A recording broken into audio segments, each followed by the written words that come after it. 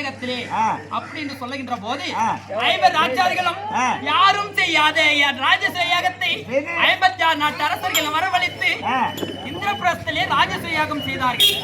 அதை கண்டு போராமடைந்த உங்க கணவன்மார்கள் என்ன செய்தார்கள் தெரியுமா? தந்திரமா வரவழைத்து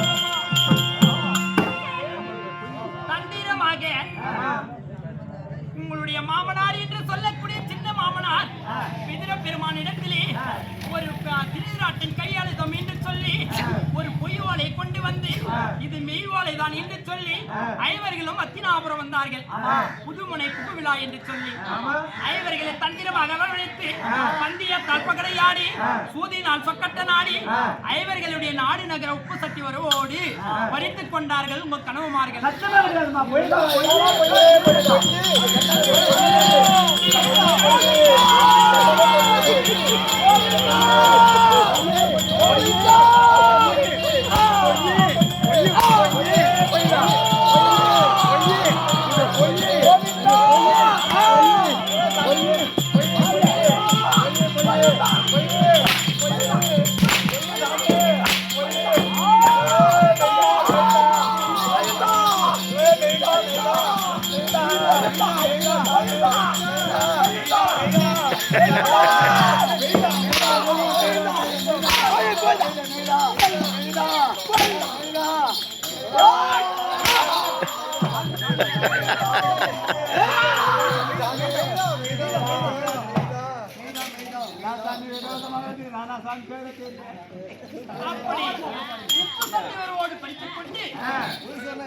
ஒரு பெண் என்று பாராமல் அந்த பாஞ்சாலியாகப்பட்டவள் மாதவிடாய் இருக்கின்ற நேரத்திலே உங்களுடைய அத்தை என்று சொல்லக்கூடிய காந்தாரிடத்திலே அரண்மனையில் இருக்கின்ற போது உங்களுடைய மன்னவருடைய தம்பி என்று சொல்லக்கூடிய உங்கள் மாமன் துச்சோதனாகப்பட்டவன் 56 நாட்டு அரசர்கள் முன்பதாக பத்தினி என்று சொல்லக்கூடிய பாஞ்சாலியை கூந்தலை பிடித்து தர தர தர தரன்னு அந்த பத்தினி என்று சொல்லக்கூடிய பாஞ்சாலி இந்த பாஞ்சாலி கூந்தலை தர தர தர என்று பிடித்து இழுத்து வந்தார். இழுத்து வந்து சித்திரவதை செய்து 60ஆம் படி மேல் நிறுத்தி வஸ்திரபங்கம் செய்தார்கள். இது உண்மையா பொய்யா?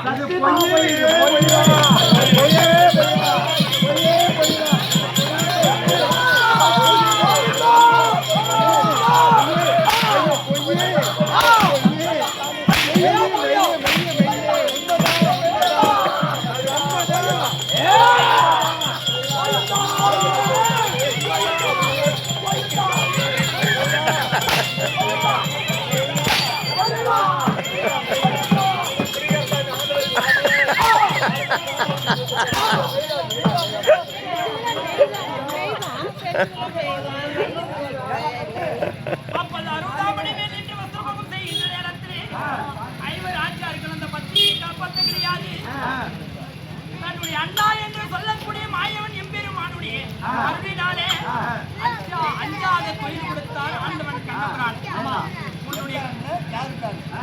அந்த அண்ணன் இந்த பாஞ்சாலிக்கு அஞ்சாத தொழில் கொடுத்தார். அந்த பாஞ்சாலிக்கு அப்போது பாண்டவர்கள் 12 வருடம் வனவாசம் போக வேண்டும். ஒரு பெண்ணை வைத்து சூதாடினால் ஓராண்டு அஞ்ஞாத வாசம் கழிக்க வேண்டும். அப்படி கானகம் சென்ற இடத்திலே 3 கல் வைத்து சமையல் செய்தது உண்டானா 13 26 வருடம் 8 பிரசு காலம் ஓட்டுவேன் என்று சபதம் வைத்தார்கள். அப்போது பாண்டவர்கள் சிறமேறி ஏற்றி 5 ராஜார்களும் அந்த 56 நாட்டு அரசர்கள் முன்பதாக 5 ஒரு சபதம் வைத்தார்கள். ஒரு சபதம் வைத்தார்கள். அப்படி சபதம் வைத்து இந்த பாஞ்சாலி அங்கே ஒரு சபதம் வைத்தான். உன்னுடைய கணவர் என்று சொல்லக்கூடிய துரியோதனன் மார்பெலும்பை சீப்பாகவும் குதிரத்தை எண்ணெயாகவும் உடலை பூவாகவும் இந்த கூந்தலை முடிப்பார்.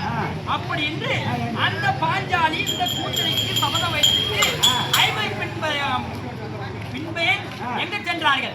முதல் சூரியவனம் சென்றார்கள். சூரியவனத்திலே சென்றவுடனே ஐயோ ஆண்டவா, இத்தனை 21 வருட காலமாக இந்திரபுரத்திலே சுகமோடு இருந்தோமே, எங்களுக்கு இந்த கதி நேர்ந்து விட்டது. அப்படி என்று சொல்லி சூரிய பகவானை நேரிட்டார்கள். சூரிய பகவானை தியானிக்கின்ற நேரத்தில் சூரிய பகவான் அங்கிருந்து ஓடி வந்து பாஞ்சாலைக்கு அச்சாபாத்திரம் தந்தார்.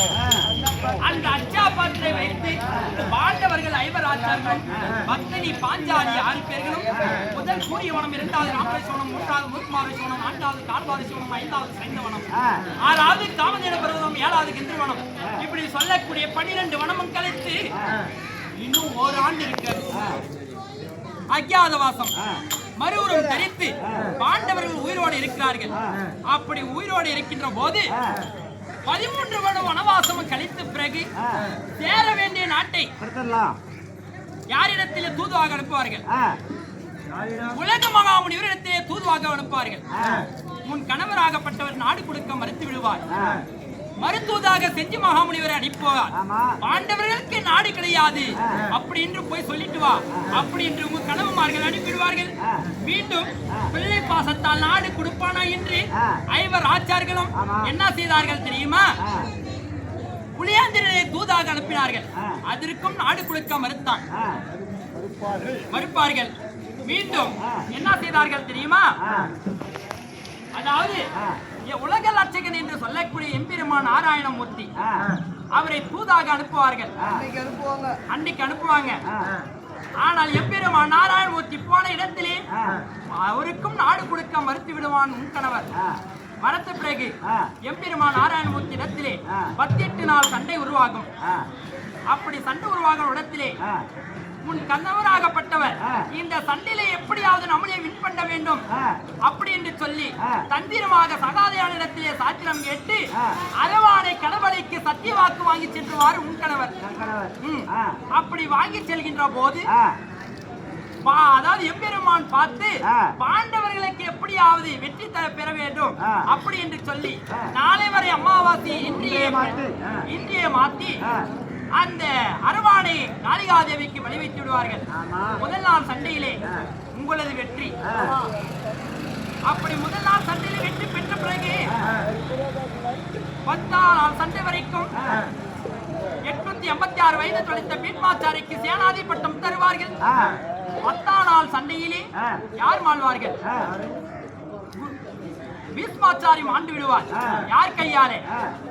என்னுடைய கணவர், அந்த பாஞ்சாலியுடைய கணவர் அர்ஜுன மகாராஜன் வில்லைனால் அந்த பீஷ்மர் குருசேத்திர பூமியிலே மாண்டு மடிந்து விடுவார். மீண்டும் துரோணாச்சாரிக்கு சேனாதி பட்டம் கொடுப்பார்கள். அதை கொடுத்த பிறகு என்ன நடக்கும் தெரியுமா? 11ஆம் நாள் சண்டையிலும் பாண்டவரை வெற்றி, 12ஆம் நாள் சண்டையிலே பகதத்தன் மாலுவான் அன்று பாண்டவர்களை வெற்றி, 13ஆம் நாள் சண்டையிலே என்ன நடக்கும் தெரியுமா?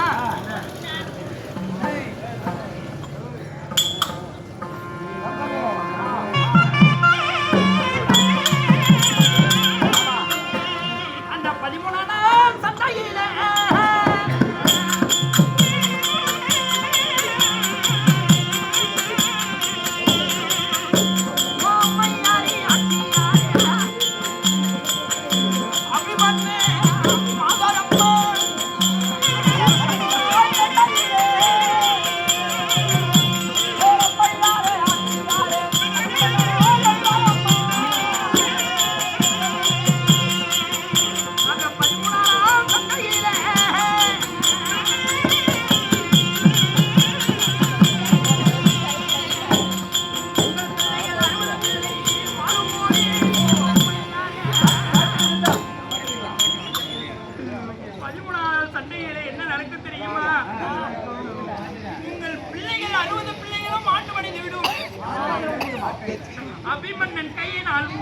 அதாவது 60 பிள்ளைகளும் ஆண்டு மடிந்துவிடும்.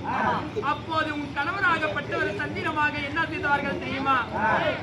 சைந்தாரசன் இடத்திலே இருக்கின்ற 5 பொன்ன மாலையை வாங்கி வந்து தந்திரமாக சென்று எங்க பிள்ளை அபிமன்னனை மாண்டு மடிந்துடுவாங்க.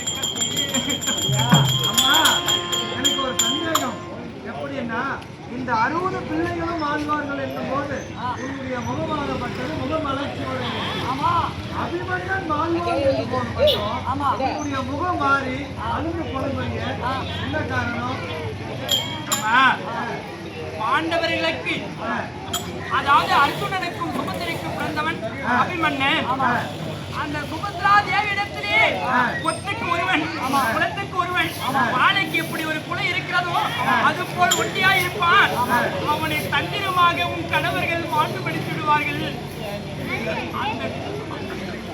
அதாவது நான் பெற்றா மட்டும் பிள்ளை கிடையாது, அந்த தாய் பெற்றான பிள்ளைதான்.